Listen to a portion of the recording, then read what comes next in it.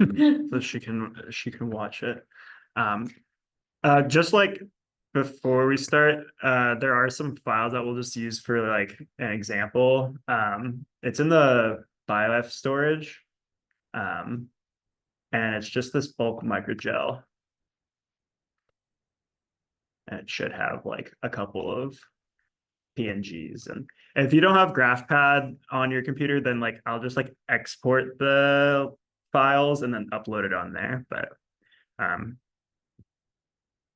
if not, we could just go ahead. But okay, so I think like the first thing I want to do is just kind of show you around Adobe Illustrator. I don't know how many of you are familiar with the software at all, but a good place to start is new file, and I typically like to have the document the same as a standard page. So whenever you're thinking about putting it into like a paper, you don't have to scale anything, and like everything's kind of exactly as is. So 8x5, 8.5 by 11 is pretty standard. And so you can just kind of create it. You can title it too, but I'll just kind of start the new document. Do you have advice on naming conventions you use when you're making like drafts of figures? Like V1, V2, V3, yeah, pretty much. So like by the end, I think typically have like 7 or 8, yeah, just from like even Jason being like change that color. But yeah, that's pretty much it. And I just like will save as.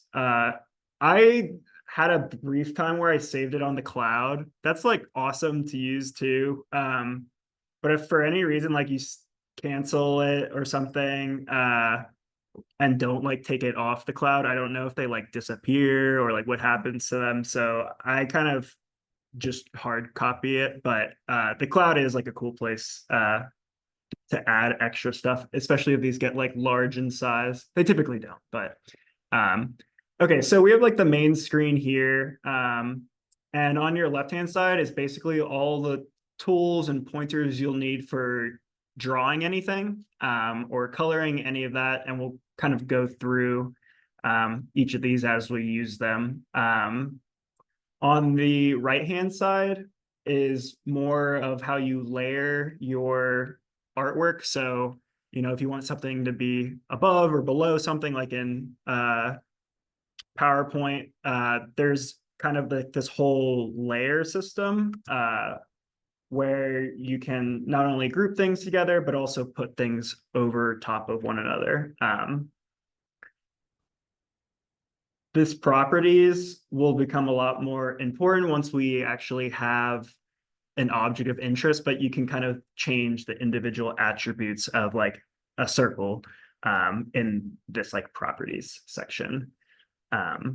These are kind of just like quick little features, shortcuts that you can get to at this Windows page. And this is pretty much all of the hidden stuff that you could possibly bring up.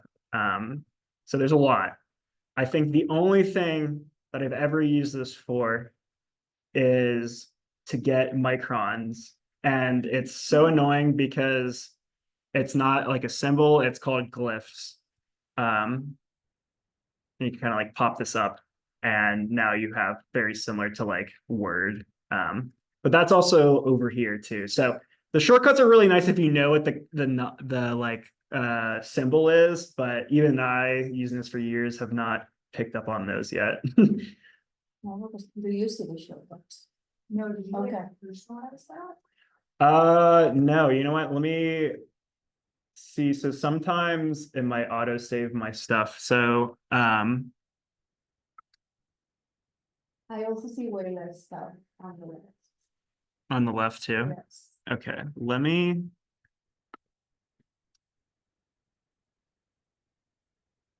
So do you, I guess the other thing too is with Macs, it might look a little different. I didn't think about that too, but there's this icon in here, a switch workplace, and you can kind of pick which ones you want. So I think I have Essentials Classic on.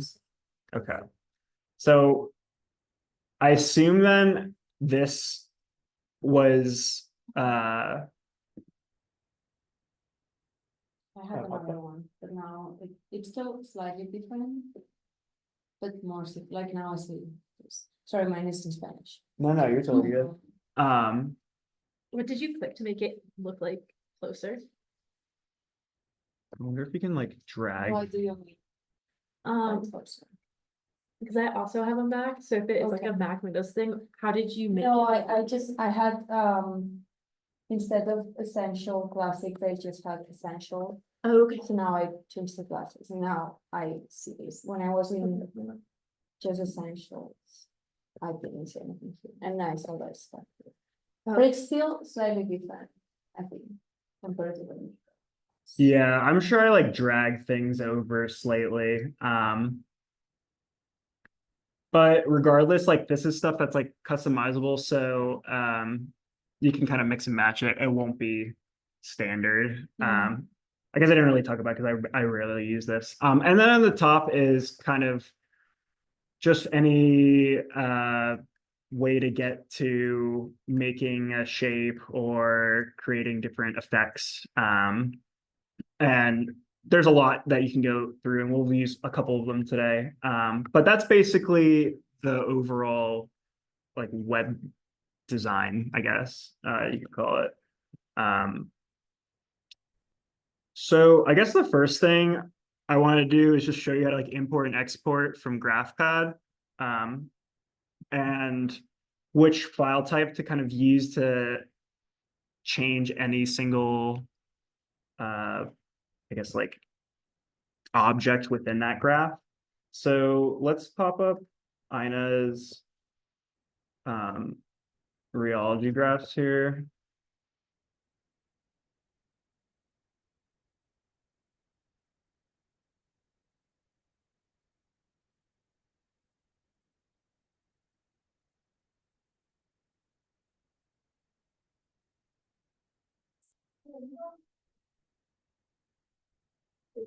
Sorry, my computer's slow.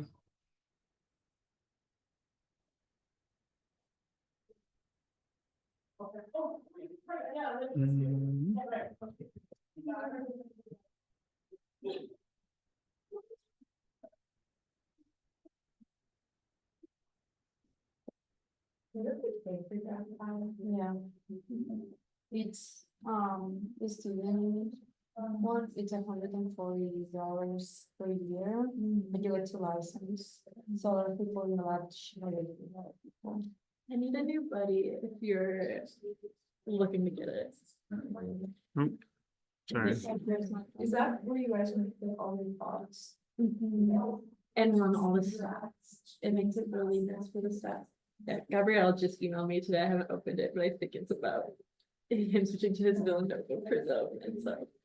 If you don't wanna pay the computer that's next to the plate reader in the bio side of the lab, that has it. And everyone is allowed to use it, but it's a little chaotic, like. I was using that and now I'm paying for it because I can do it for that one. Yeah, it's kind of annoying. The same thing with Adobe Illustrator, but apparently Adobe Illustrator is pretty cheap through the university. The 130, Oh, which okay. is cheaper than. Yeah, that's way cheaper than like not having, because it's like $30 a month. But okay, so regardless, we have some of these graphs here. I think the way that we can just do it, because she already kind of has the colors the way that you want, but you basically want to, I typically like to choose the colors in here because there's a lot less options in Graphpad. And then we'll export it and move it over to Adobe Illustrator. Feel free to like interrupt me too if you guys have any questions. Did you say you like to choose the colors in Graphpad or Adobe Illustrator? In Graphpad, just because that there's not as many colors in here. And so I've run into cases where like, oh, basically it's a lot harder to like change every single thing in Adobe Illustrator to like that one color that you want. So if you can stay within the colors that are in Graphpad, it's a lot easier. But it's not totally necessary. So for example, let's just take this 1D first. And so we can go to File and then Export. And so, and I've been told by Hannah that this can be different for different people. But I use this enhanced meta file format. I think if you don't have that, I think Hannah said EPS or SVG might also be very similar, but this enhanced meta file basically lets you export it and then be able to like choose any single like data point or like the axis or any part of the graph and change it. But it's Windows only, it looks like. What was, sorry, I didn't keep up with it. EPS for Yeah, I think it's EPS for Mac. I think, yeah, because Hannah tried to do that. And she figured out pretty quickly that yeah. that wasn't there. Yeah, by using the computer in the lab because it's Windows, but here I don't have it. Perfect. And then you can play with like other things like the background color. And then if it's like an actual picture, then like the resolution and the size and everything. But and then you can just save it wherever you want. So I'll probably save it actually in the drive just in case people need it.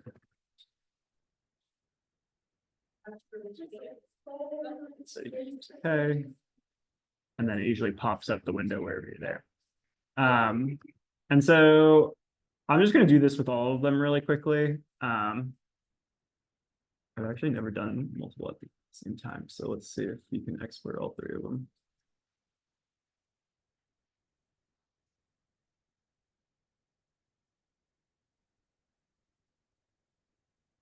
Cool. Okay, so you can do like all of them at once if you want. And this is pretty much all with Graphpad that I wanted to show. So exit this. And then let's get back here. And so the easiest way I found is to just drag them and copy it right in. And so I'll actually create a whole new graph, or like, I guess, file. And we'll basically be copying and pasting all these into our unfiled one. And you can see they're really big right now. And so we'll scale all of these accordingly.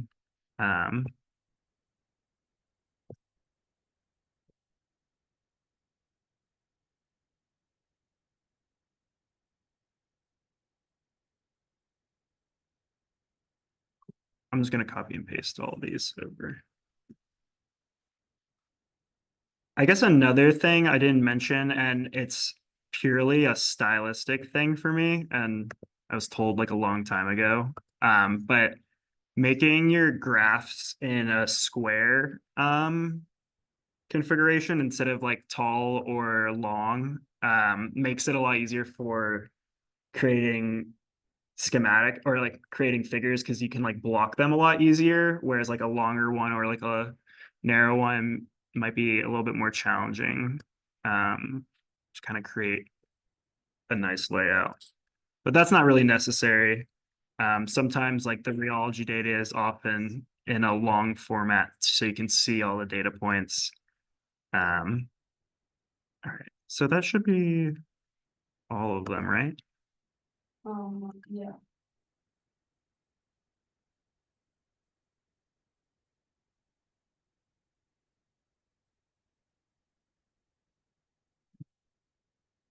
Okay.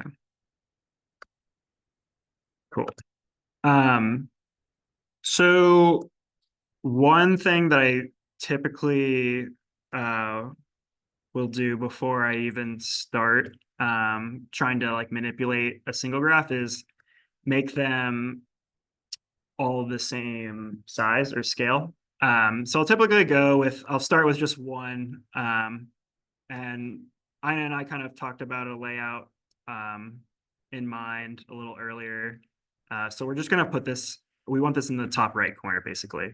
And so one easy way, instead of trying to drag or like scale this manually by just dragging it, you can go into Object, Transform. And this you could do basically anything from move to rotate to reflect. Scale is what we'll be using here, or shear. And so we can click on scale here. And so it gives you a lot of different options. You can do it uniformly, non-uniformly. We'll definitely be doing it uniform.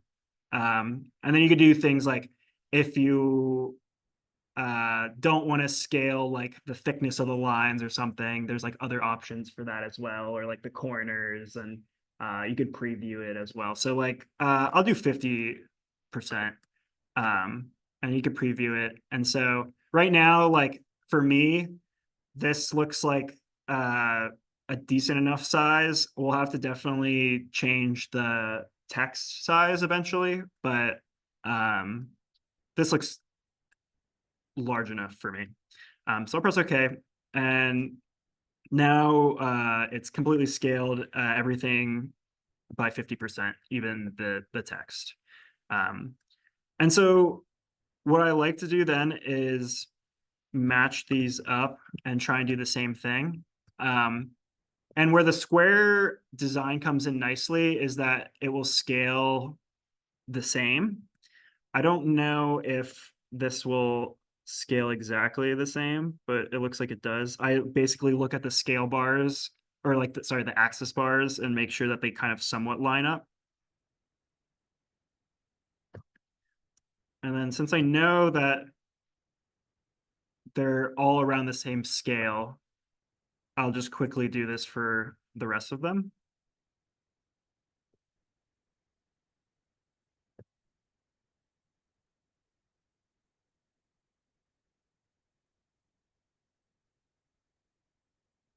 It was that we wanted these three on the bottom, right? Okay. Yes. So actually, these four are all. Oh, okay, gotcha. Okay, cool. And these, we put them together for it to be ES2. So that's why I removed the y-axis there for like digits storage, digits. Okay, gotcha. Okay. I think for right now we'll probably like just get that later. Okay.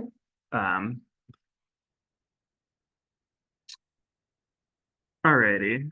So for the next part, I guess, would be if you did not like the size of the text. So if I like zoom in and read how I normally do, say, I don't know, maybe this view, some of the smaller text might be a little bit hard to read. So what we can do is go into the actual graph itself.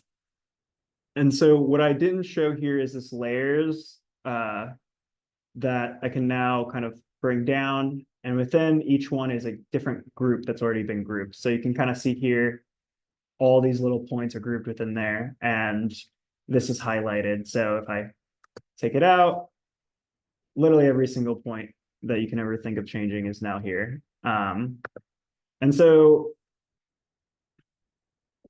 I'll zoom into here. And typically what it makes you do is isolate the graph or the group.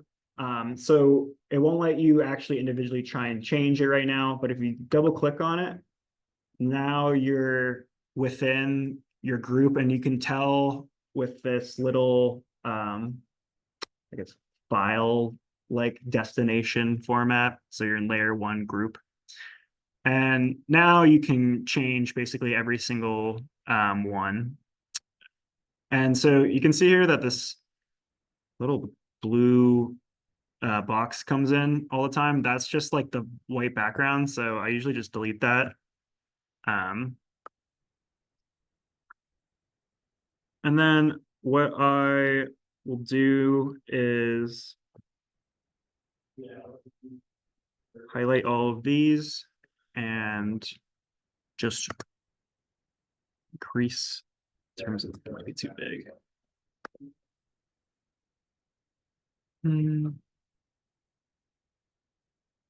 The one bad part is that because they're all different now, you have to change like literally every single thing.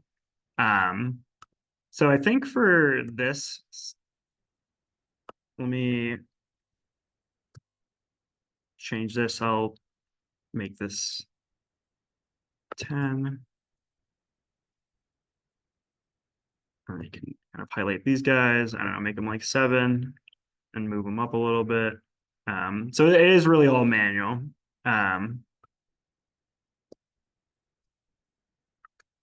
Also do the same with these guys.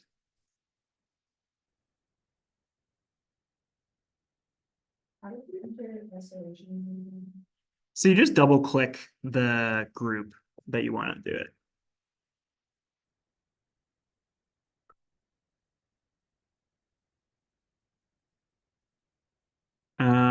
And then for this, since I want the whole label to be kind of scaled with the text, do that same scale. I'll do like 120. So now it's will be bigger. Can maybe see it a little bit larger. I'm not gonna like worry about stylistic choices right now because I get like way too caught up in the weeds. I more just want to like get all of these in for Ina and I, but then also show all the different types of like things you can do in this as well. So let's make these 12, 12. That's good enough. So whenever you're done, you can exit out, but just to show you, like you can literally go and change, say, you know, this one data point if you for some reason be like, that's an outlier. But the annoying thing is that I think this one is also grouped because there's a, let me see. Oh no, the path. So you can either change the edge around it or the inside color, kind of like how you can in Graphpad. But so you can change pretty much anything you want with these,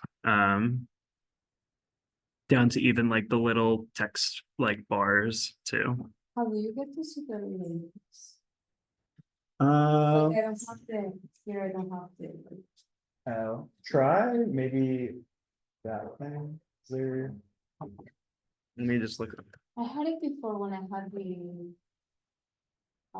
essential, but then when I moved to classic essential, it disappeared. That problem when I looked up articles in the search and then it popped up and I dragged it to add it. Okay.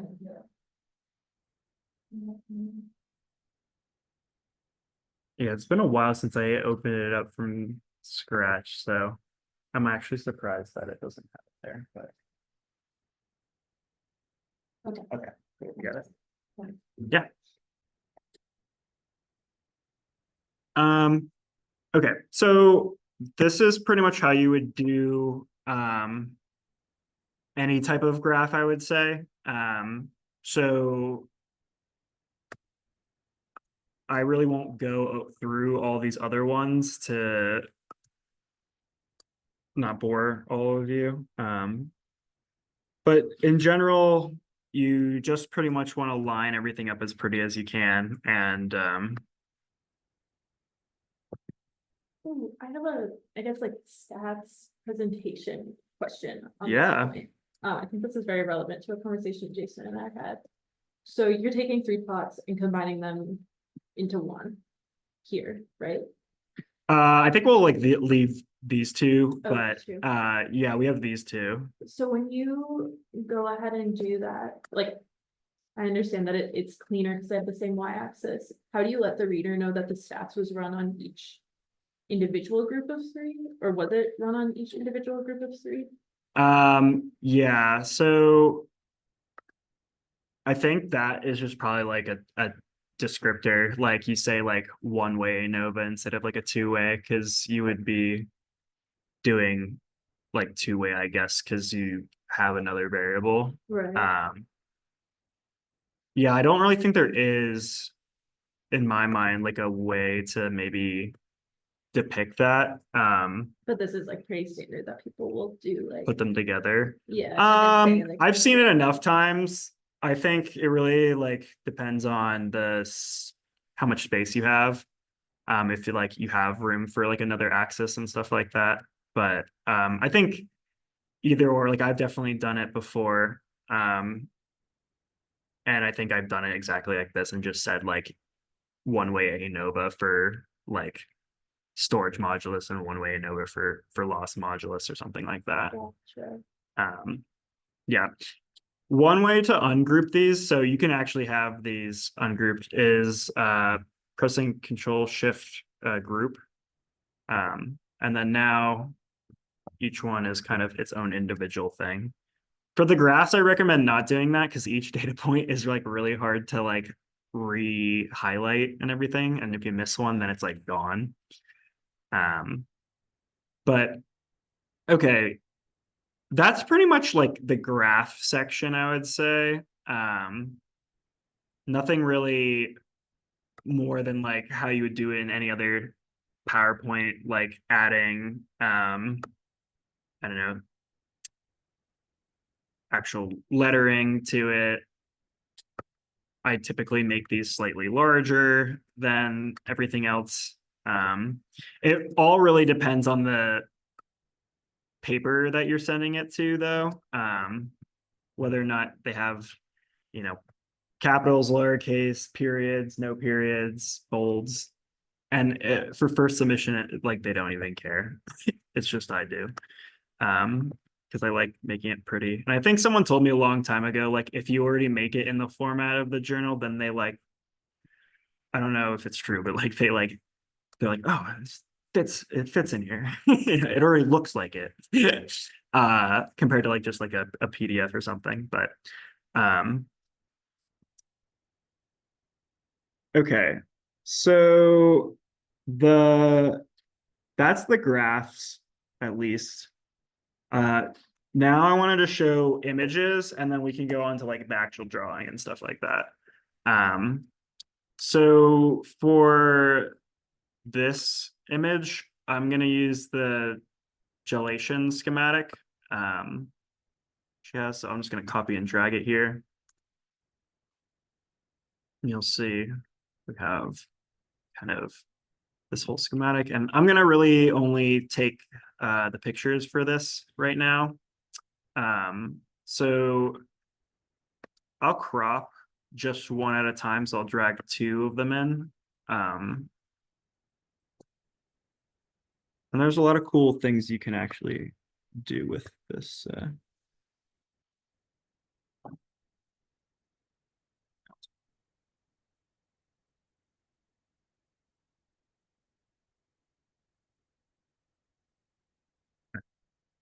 So I'll start with just one. So cropping is exactly the same. But there is this really cool, but also somewhat can be sketchy. So it really depends on what you're trying to do. A way to kind of get rid of background or like artifacts that you might not necessarily like want in a picture. I would say for histology, this is like a super big like no because people don't like changing the histology images. But for something that say like, I don't know, there's like a giant red mark right here and you just want to show that it's flowy, you can go to this image trace and there's going to be a lot of different options that will basically like cut this whole image up and create a vector. So high fidelity photo is what you'll use for like real life pictures. And so what will happen then is it will go through this whole process of basically finding where the edges are between the different colors. And then when I press this expand button, now I have literally like this whole array of what the computer thinks as different colors. And so now I can go in and be like, oh, if I had something up in this, gotta take away the grouping, but say I want to get rid of something in the top right corner, you can now delete it, and it's kind of getting rid of all this, but it looks really weird because it's also smooth. If something is really not supposed to be there, then it like will easily kind of get rid of it. So I'm trying to think of like a where might have a big example. I guess everything's pretty equal. Yeah, so let me go back.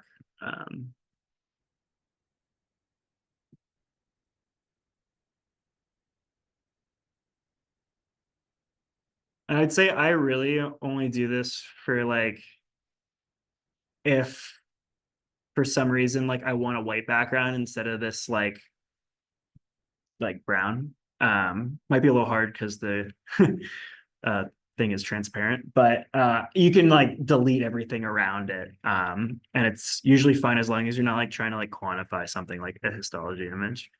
But this is in, if you go to image trace and there's a little drop down, it's high fidelity photo.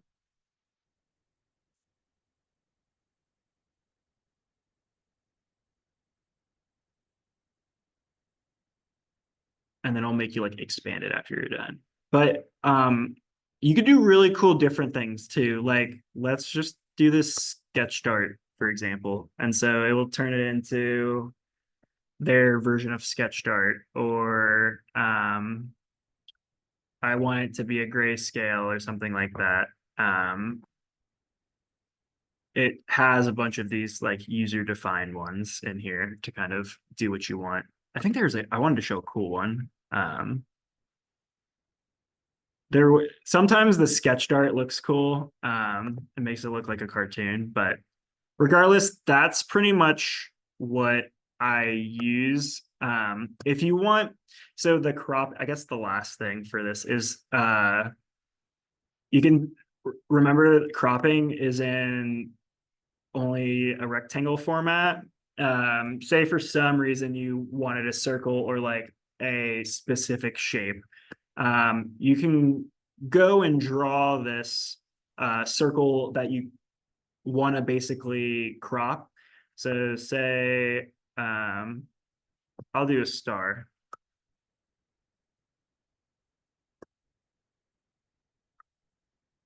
So I say like, I don't know, I want the star here. And this is the fill. I don't want to fill. I just want an edge around it. And then what you can do is highlight both of them. And in quick actions, it's a make clipping mask. And then what will happen is everything will just go, and then now you just have just this star. And the opposite.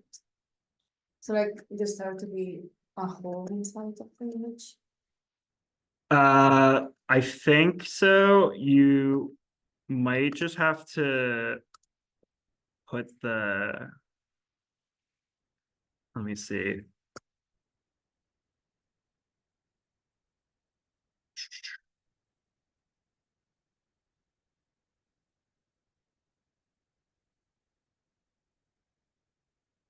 So what are you asking again? Just real quick. So instead of like, when you cropped it, we could The only star. see like the inside of the star. Mhm. Could we like make the inside of the star the only thing that's not part of the image? Oh, yes, I think so. Oh, the only thing that's not part of the image. So Yeah, like it's like, that, the inside of the star would be white.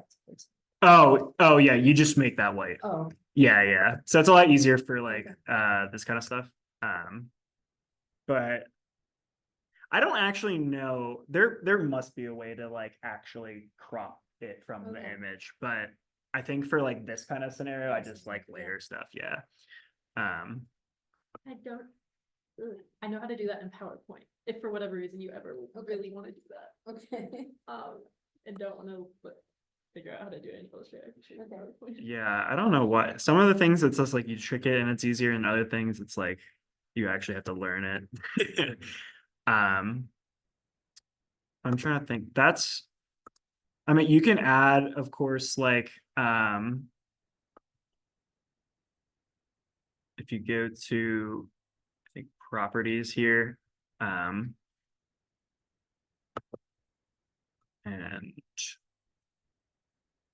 actually you might have to click on the actual image first.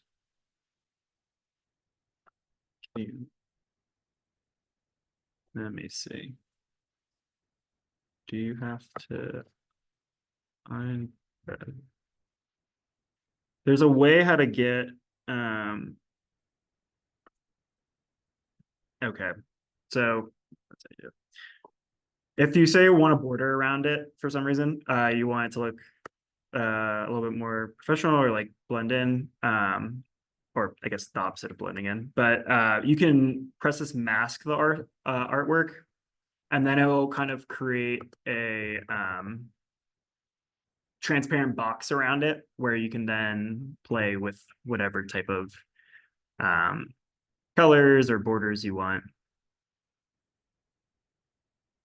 And I guess since we're on this, I can show you like in the stroke, which is kind of the line function, you can choose the weight. If there's corners, you can choose rounded corners. If you want it to be dashed lines, have arrowheads for some reason. I don't even know if it lets you do it for this one, but and you can kind of change every little aspect of it, from like how far apart the dashed are spaced to the size of the arrowhead. And then right along here is like the colors too. I guess I didn't show that. All right. We'll just put this guy like right down here or something like that.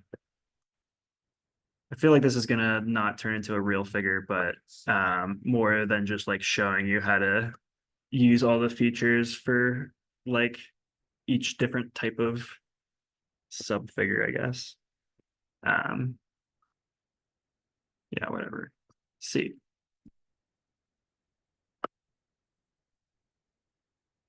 Maybe. All right. So I think the last thing I wanted to do is go over like schematic drawing and then all the cool like effects you can kind of do with that. Are there any other type of things that you might want to know more about? Or say like in your head you're thinking of like, how do I do this? Like, because I didn't really go over like what all these different lines and stars and texts are, and there's a lot of other like features that you could probably have like a whole different like session for, but yeah, I guess like literally basics. A line, you have a line tool here, an arc tool, you can do spirals. Let's just do a line for right now. So if you hold in shift, you basically can only do 90, 45, or 0, but you do have full control. So I'll do 0. And I'll add some thickness to it. And so what I want to show you is that you can kind of manipulate any line the way you want to. And you can do this through two different ways. There's a selection tool and then there's a direct selection tool. So everything we've been using is a selection tool. For the direct selection tool, you can actually pick each anchor within it. So for a standard line, you have the first anchor right here, and then the second one is at the end. And let me zoom in because it's kind of hard to see from right here. But if I were to click on one of these,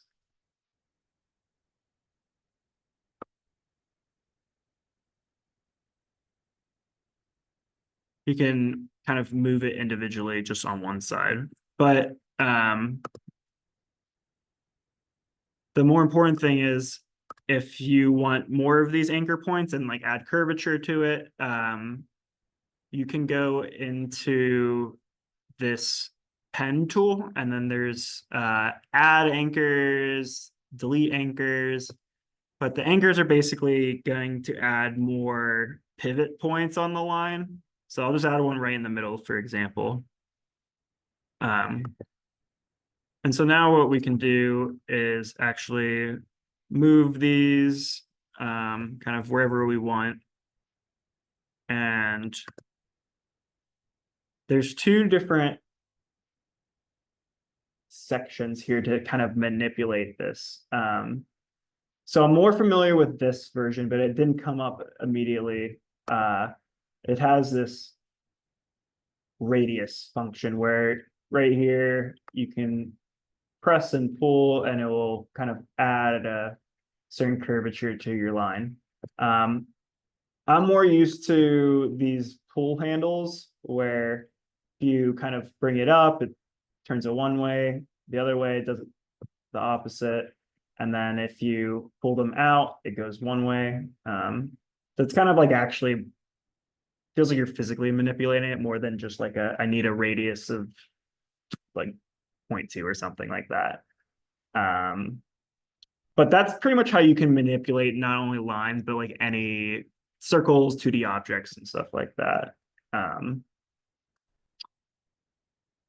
I guess while we're also on like this kind of stuff, let me show you how to do like gradients.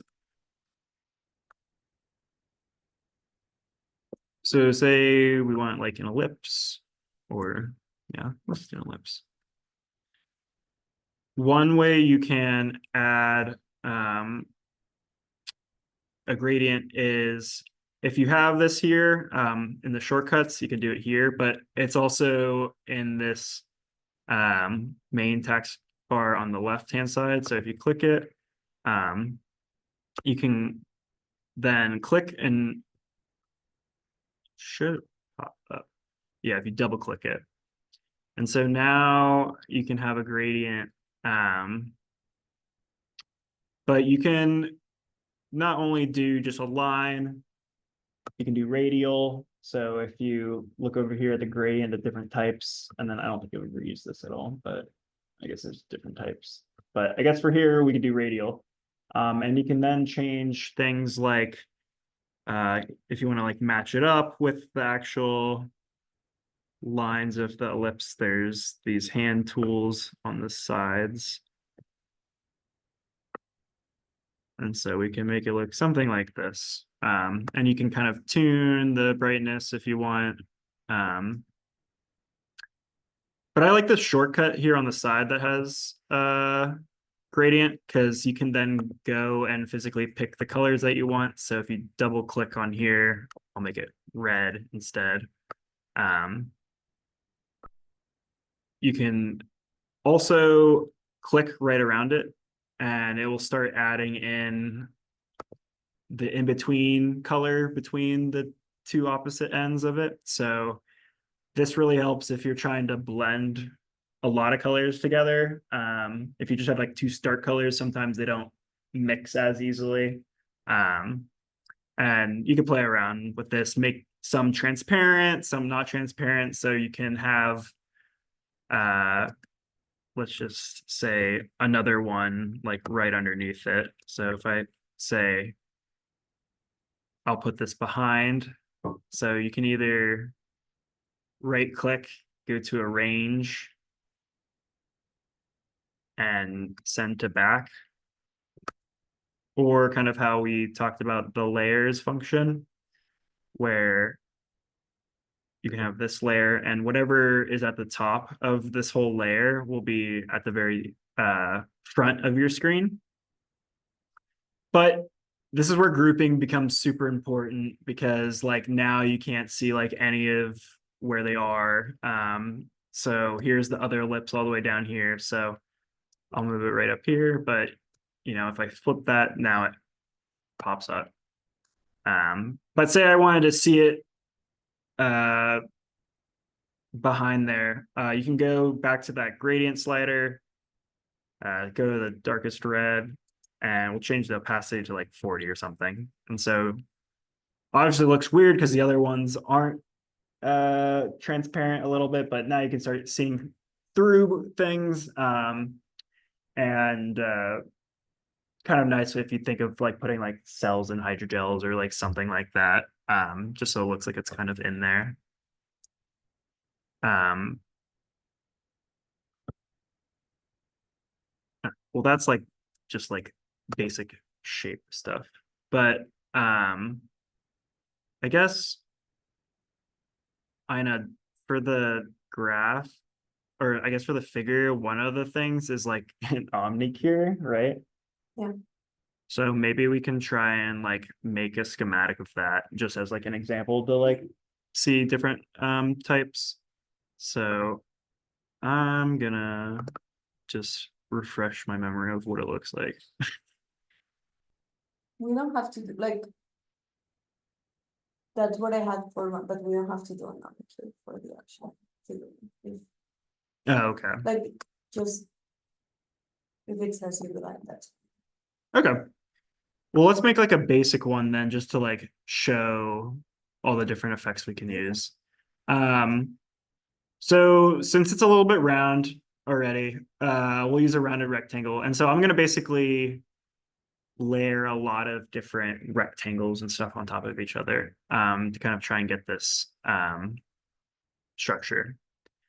So you know, you can be as accurate or not accurate with it as possible, but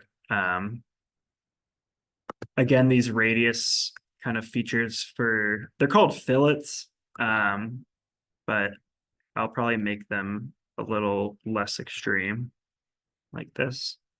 And then our omnicure is a little bit grayish and doesn't have nearly as much of an outline. Things I basically do all the time to almost every single object I do is add a slight shadow because it makes it so pretty. So the one thing I didn't talk about was this effects, and this is kind of the bread and butter into making things look really pretty. And there's a ton of them.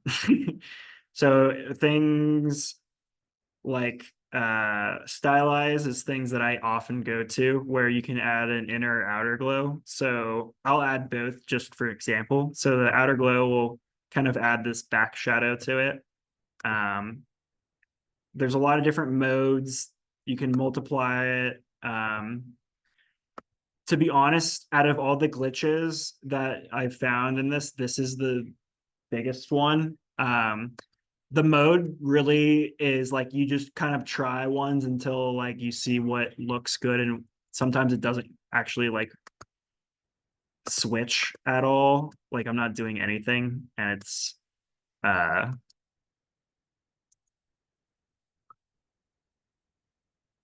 guess it changes the color, and you can definitely change the blur and the opacity, but I really have no idea what mode is. I think one is overlay, which like physically puts it on top of it, where the other ones try and like merge it together. I don't know. Anyways, that makes it look kind of like there's a little bit of a shadow, but I think another one I like a lot too is the inner glow. I'd say that one is more important for trying to make things like a little bit more 3D. And you can pick either the edges or the center. And so I'm gonna make this actually black since it's on a pretty light background. That's a really weird, I've never seen that before. Um,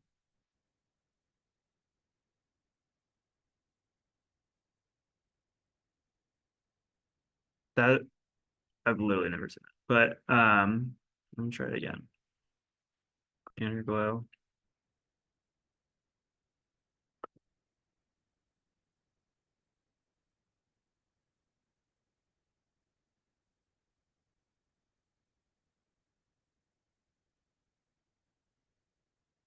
Let me see.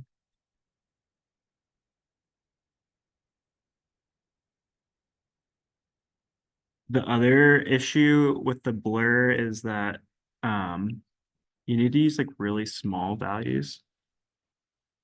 I don't know why it's doing the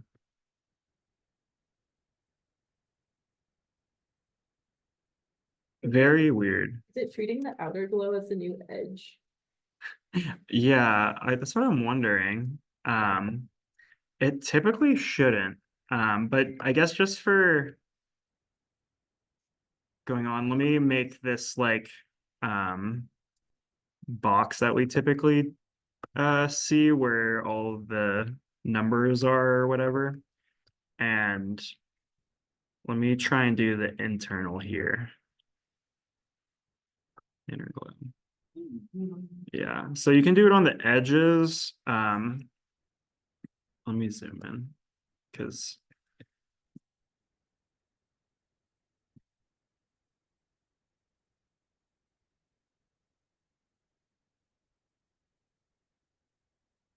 and so this is where like sometimes this like makes no sense, where it adds it in really weird spots. But you can change the opacity. I'll go back to it. Also, the actual like size of it. So I guess 0.1 is way too large, but 0.001 is like the whole thing.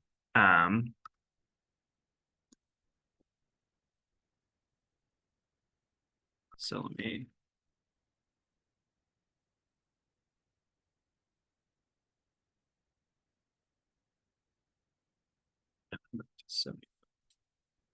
okay.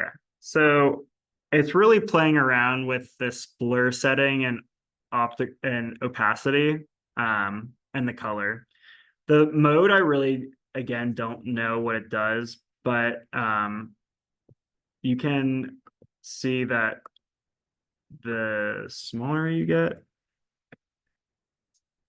the closer it will actually get to filling up the whole thing. And that's from the center, but from the edge, you can also do this kind of like edge effect where let me try and make it like 6. Ooh. I'm gonna do 0.1.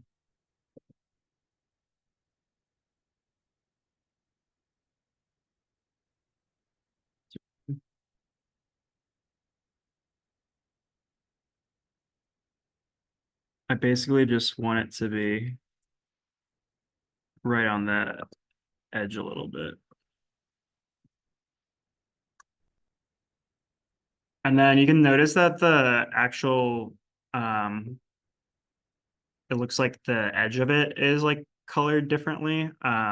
If you go to just I think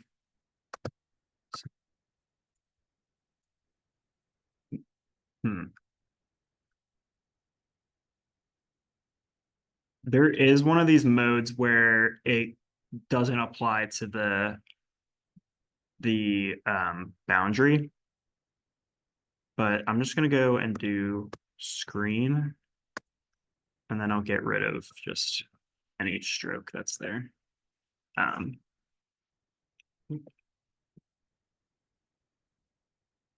So now we might have something that, looks reminiscent of a, uh, LCD screen, and, you can add something that, I don't know, it's 45 out of 100%, even though it doesn't say it like that, and make it red. It's super tiny.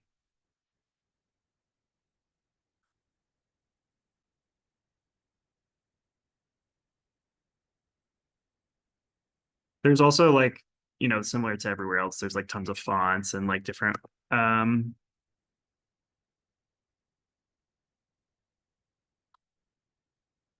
links. Moving the objects are a little bit tricky, so zooming in usually helps you like move it a little bit easier as well. But everything is voxelated, so it's not going to move like exactly to where you want it to be.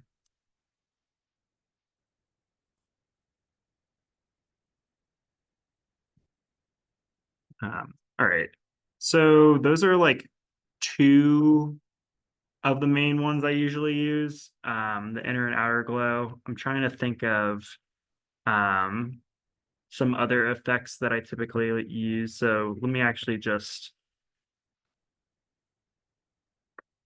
click on one of these and see. I guess for lines and stuff like that, if you for some reason need to make like a fiber looking object or have zigzags, there's these distort and transforms where you can kind of add these zigzags and make them smooth or cornered. You can change how many, the frequency of it and also the size. So you're not limited to having to actually draw these like individual arcs over and over again.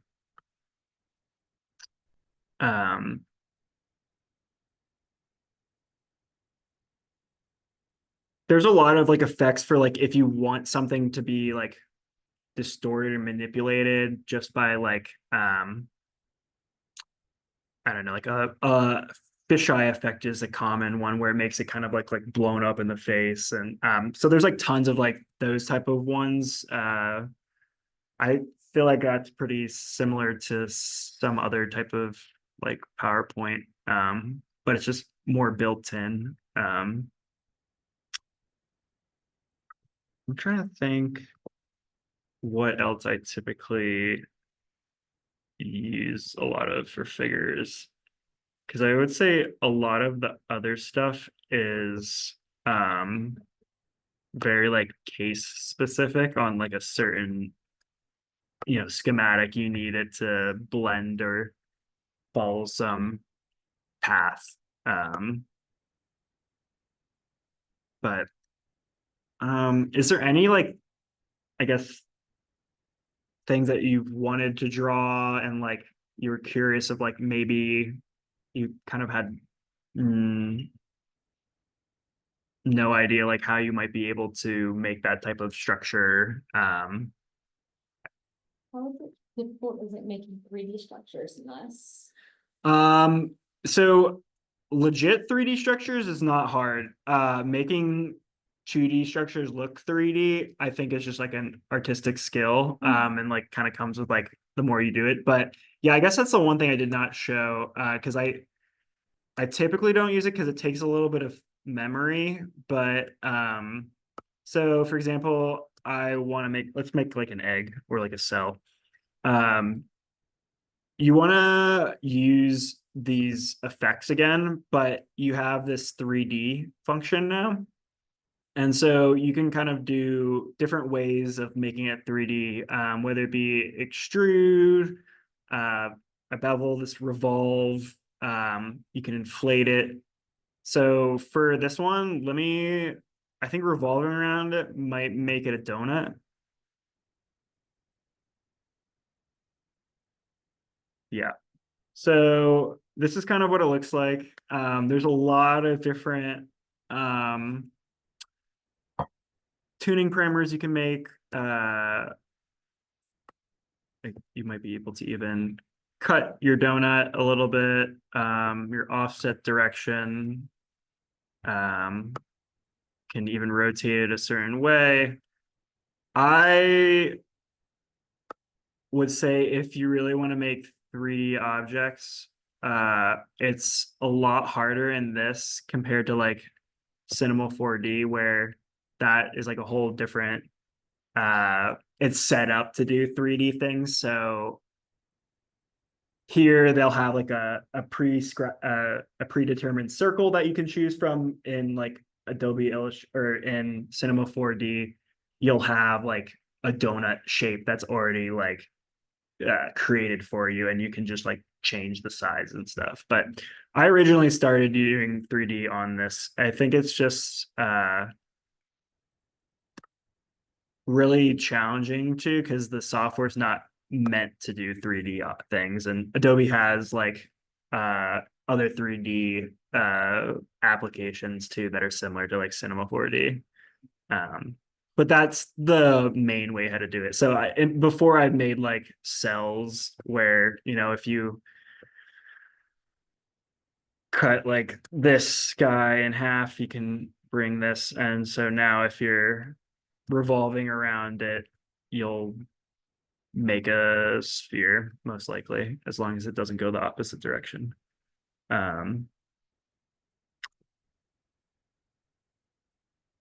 Yeah, so I just changed which side it flips. And now you can kind of have this like 3D egg shape, which doesn't look very impressive because it's black. And you can't see the lighting on it very well. But there is like lighting too that you can like change where it is. But it's not. Do you know if you can upload STL files into Illustrator or into Cinema 4D? STL files into Cinema 4D definitely. I don't actually know if this, I want to say probably not. Okay.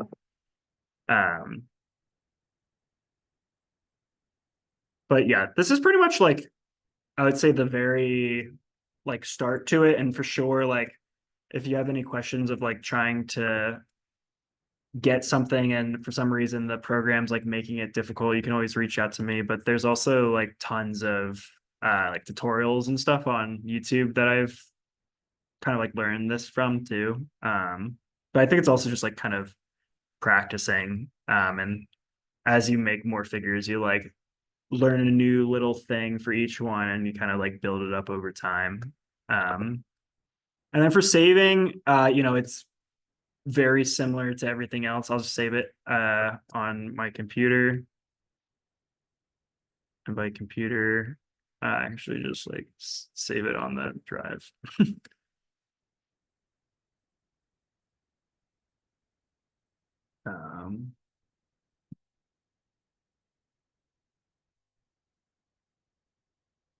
um, so you can save it and it's going to be a .ai file for like if you want to open it up again in here.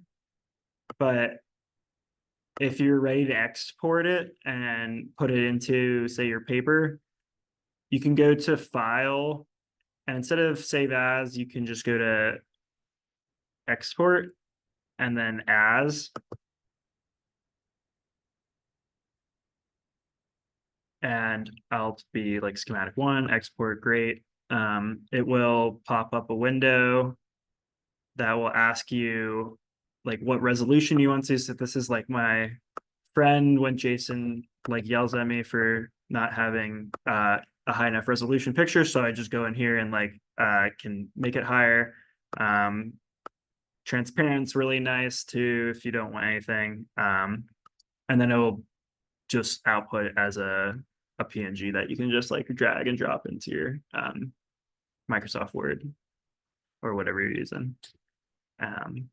But yeah, there's like tons of other stuff that you can do, but we would be here over a week probably going through every single one. But just to like show you an example of like Cinema 4D really quickly, just as like a what I mean versus 3D versus 2D environment. This is really weird looking at it. I'm just waiting for it to pop up. Do you buy a license for Cinema 4D as well? Yeah, but Cinema 4D is awesome. It's like $10 a year. Yeah, it's not. It's honestly kind of like messed up because it's like Cinema 4D is like such a better program in my opinion. But Adobe Illustrator just has so much of the support and tutorials and like Cinema 4D is very hard to learn. but you can see it's already like in 3D. So if I wanted to make that donut again, there's literally a donut option. And you could do things very easily, as much as like turning it. I want to scale it. I want a million of them. Of course you have to like spread them out a lot better, but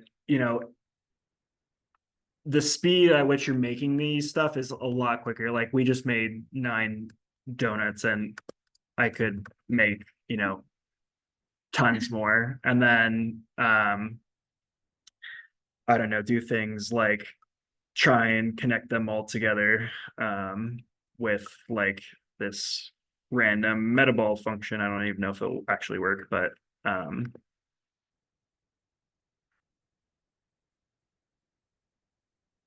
it might be too far apart.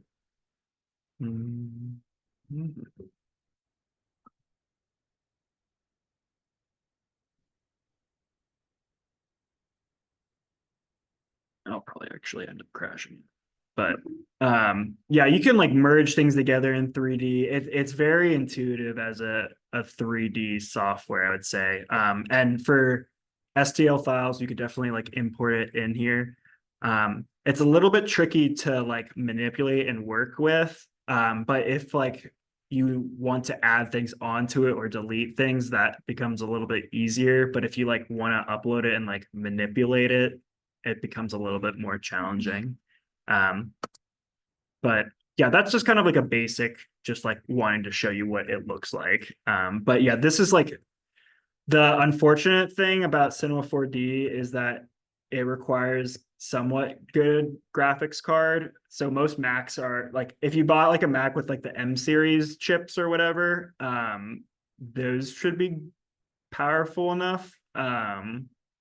For Windows, it's like NVIDIA's stuff that usually does it, but Adobe Illustrator doesn't have like that issue at all. And that's mostly because it's like 2D instead of like, this is all taking a 3D image and imagine like creating thousands of connected triangles and it's basically like a mesh. And that's pretty much how you'd make it. But yeah, that's pretty much like